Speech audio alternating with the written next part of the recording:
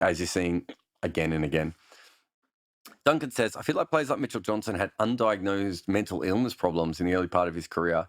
Looks like Mitchell worked this out himself and came back to the glorious mustache era. But I feel like the Aussie team, I think that was a failing of the Aussie team that didn't get more help. A byproduct of toxic. Yeah. Uh, I think it's. I don't know if he did have undiagnosed mental health issues. I would say that he suffered, and he's all but said this, but he said it without saying it very much, that he had imposter syndrome. I think you get this a lot with people who are very naturally gifted in something physically. They don't feel like they've always done the work. Like, you remember, he ran away from cricket at one point. And I think that he knew he wasn't as skillful as Ryan Harris or Peter Siddle or, many other bowlers out there. And they would get, some of the Australian bowlers would get very frustrated at him at times because he would ruin the ball because he didn't know how to even maintain the ball correctly when he was bowling because, he was doing everything. And I think there was definitely a point at which he struggled. I think there were probably mental health stings. I don't know if he's come out and said it directly. I'm trying to remember he gave some really good interviews at times.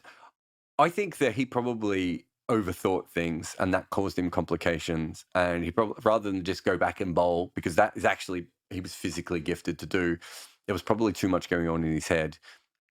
On top of all that, there was the pressure of the Barmy Army, the pressure of the Australian fans at times, the pressure of being told by Dennis Lilly that you're a once-in-a-generation player.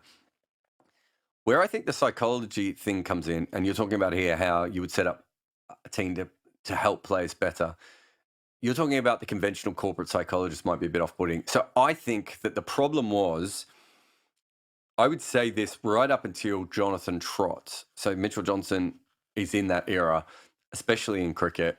When we had sports psychology, we had that kind of 80s and 90s style sports psychology, which was really about getting the most out of your physical performance, which makes sense, obviously, because that is your job. But I think it breaks people. I don't think that's, you might be able to get them through an extra couple of tests. You might be able to get them making more runs. But I think on an emotional level, there's a real problem with doing things in that style. And I truly believe that. And I think that was probably the failing of not just Australian cricket, but I think a few other cricket boards who had psychologists as well, is that they were very sports psychologists, whereas I actually think maybe the better thing, and what teams, from what I've heard, not from in cricket, but also from, listening to other sports, the psychologists who work in sports now are a little bit better at understanding, well, we have to make sure that this person is okay because so many players are walking away. And beforehand, they didn't walk away for breaks, did they? They just either performed badly or they lost their spot on their own. So realistically, keeping the person happy and healthy mentally is really, really important thing. And I think we understand that a lot more now than we might have, well, certainly in Mitchell Johnson's era. Now, the corporate psychologist thing is also a very important thing because you have a situation where essentially what they're trying to do is you're trying to get as much out of your player as possible. That's not always going to be the best thing for your player. Sometimes the best thing for your player is not going to be to play. And are psychologists who are paid by a cricket board compromised there?